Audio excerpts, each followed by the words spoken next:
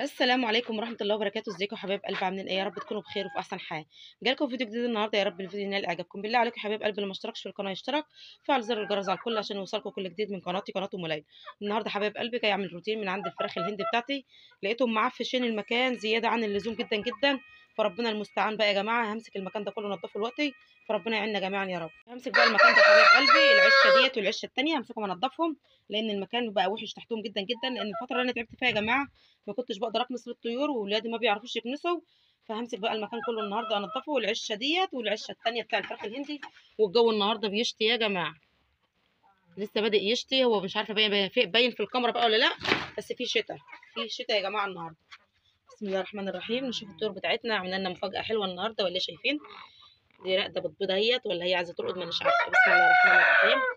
ربنا يبارك يا رب. بسم الله ما شاء الله، بسم الله ما شاء الله. ربنا يزيد ويبارك يا رب. شايفين الخير ده؟ انا مش عارفه هي عليها البيضه ولا هي عايزه ترقد. هي عايزه ترقد يا جماعه، عايزه ترقد. هحاول الم لها بيض هي ركله وارقدها. بس انا ان شاء الله اللي في الخطه بتاعتي الوقت حاليا ان انا اجيب الروميه اللي في البيت التاني ارقدها، واسيب ديت لما تكن خالص وبعدين ارقدها. همسك بقى المكان الاول ده انضفه، لان المكان وحش جدا يا جماعه. كنا بتكلم مرده على سيرس مخلين المكان ما اقولكوش بقى مكان زباله خالص. فهمسك المكان ده كله انضفه، وانضف العشه التانيه برده، واروح برده العشه التانيه. هيعمل حاجه كده. الديك ده امير قوي، انا بحبه، بحبه اهو والله، امير جدا جدا. بسم الله ما شاء الله، ربنا يبارك يا رب، ربنا يبارك يا رب. هوريكم برضو العشه الثانيه ونشوف الدنيا فيها ايه كده. الجو بيشتي والصلاه على النبي. النهارده السوق يا جماعه وانا طالع عيني ومتبهدله، جت من السوق عشان اعرف الطيور. لقيت المكان وحش تحتهم جدا جدا، فقلت لا ما بديهاش، لازم امسك المكان انضفه. يعني العشه ديت الى حد ما فيش بس الا مكان العلافه والمسك، انما بقيه العشه ناشف وحلو. بس لازم كل ده يتكنس ويتنضف عشان بس ابقى مطمنه على الطيور بتاعتي، عشان ربنا يسترها بس وما يحصلهمش اي حاجه. وربنا المستعان. والعشش ما تنقعش النهارده يا جماعه بعد الروتين اللي انا هعمله ده، ربنا يستر. هكنس يا جماعه وهوريكم ايه الطيور بتاعتي بعد ما اكنسها وافرش لها المكان. يا حبايبي كنست المكانات وجبت التبن بتاعنا زي ما انتم شايفين كده. كده نضفت المكان خالص، ما عادش فيه اي حاجه، ما اخدش وقت يعني ولا حاجه. عشان ايه؟ العشه دي كانت نظيفه شويه، ما كانش فيها الا مكان المسا والعلافه، بس المسا والعلافه. همسك بقى المكان افرشه كويس. جايبه لهم تبن نضيفه يا جماعه وفرشه نضيفه، مش عشان هي فراخ كبيره اهمل في حقها، لا، انا بكنس وبفرش على طول يا جماعه عليهم عشان يفضلوا على طول دافيانين وحلوين. في الصيف بقى مش مشكله، فرشت ما فرشتش بقى مش قامه، انما لازم طول فصل الشتاء بفرش لجميع الطيور بتاعتي يا جماعه. بحاول ان انا احافظ عليهم بقدر الامكان عشان بس ما يمرضوش مني او يجي لهم كساح او كده. فربنا يسترها يا رب، ما يخسرش اي حد فينا في طيوره يا رب ولا في اي حاجه.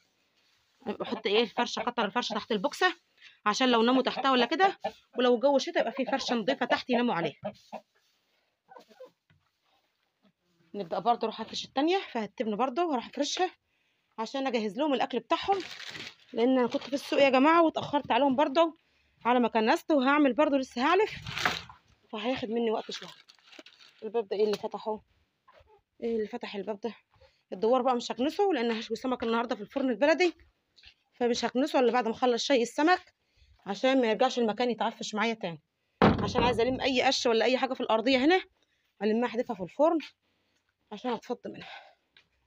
هفرش بقى العشه التانيه رخله وابدا اجهز لهم الوجبه بتاعتهم، لان انا هبط والله، هبط يوم السوق ده اصلا ما بقاش اقدر اعمل فيه اي حاجه. بس يلا الحمد لله مش مشكله. المكان برضه يا جماعه هفرش المكان ده برضه زي التاني واظبط لهم الدنيا عشان اروح اجيب لهم بقى شويه الايه الحموضه اللي انا هجيبهم، العشبه بتاعتنا اللي احنا ماشيين عليها على طول ومزوده معانا انتاج البيض بتاعنا يا جماعه. كلكم شايفين انتاج البيض عندي مع جميع طيوري، بسم الله ما شاء الله، انتاج حلو جدا جدا من العشبه بتاعتنا دي. في ناس كتير عارفه يا جماعه العشبه دي، وفي ناس مش عارفاها، وفي ناس مش مقتنعه ان العشبه دي جايبه نتيجه معايا. يعني في ناس كتير مش مقتنعه ان العشبه ديت ممكن تجيب النتيجه العاليه دي. لا والله يا جماعه جايبه نتيجه حلوه جدا جدا، فربنا يبارك لنا جميعا يا رب ان شاء الله. العشبه بتاعتنا يا جماعه همسكها بقى اخرطها واقلب العلف بقى لطيورنا. جو شات ومخلي الدنيا مهرسه، جو شات ومبلل الدنيا ومبوظ الدنيا كلها. همسك بقى العشبه ديت اخرطها واقلب للطيور واعلف الطيور بتاعتنا معاكم. شايفين البط ساعه ما شاف الخضره؟ يعني يا جماعه الخضره ديت والله العظيم عشق عند الطيور كلها، عشق والله عند الطيور. فربنا يبارك يا رب لينا وليكم ان شاء الله. طالما الحاجه دي متوفره يا جماعه قادرين نحافظ على طيورنا بيها ونجيب منها انتاج، فخلاص احنا مش شايلين الدنيا هم ان شاء الله. خرط العشبه دي يا حبايبي واقلبها في العلف الطيوري واوريكم الانتاج اللي جالنا. هنلم الانتاج بتاعنا مع بعض دلوقتي. انا وريت لكم في اول الفيديو، بس هنشيل الانتاج بتاعنا دلوقتي من تحتهم واعلفهم وكده خلاص. يا ايه يبقى هم مزاجهم كده النهارده 10 على 10. قادر احافظ على طيور يا جماعه واقدم لهم احلى وجبه.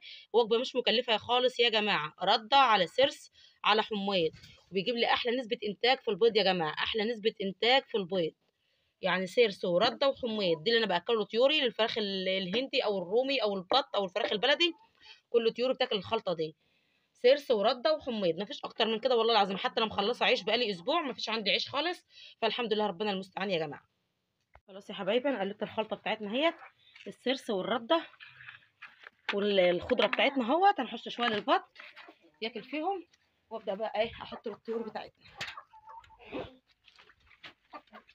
عايزه اشيل فرختين من دول اوديهم في العشه الثانيه، ان العشه الثانيه كان فيها 4 فراخ مع الديك، فيهم فرخه رقدت، فانا عايزه بقى اشيل فرخه من دول اوديهم هناك، لان هنا كان ايه الكميه كتير على الديك ده، فعايزه اودش ايه فرختين هنا.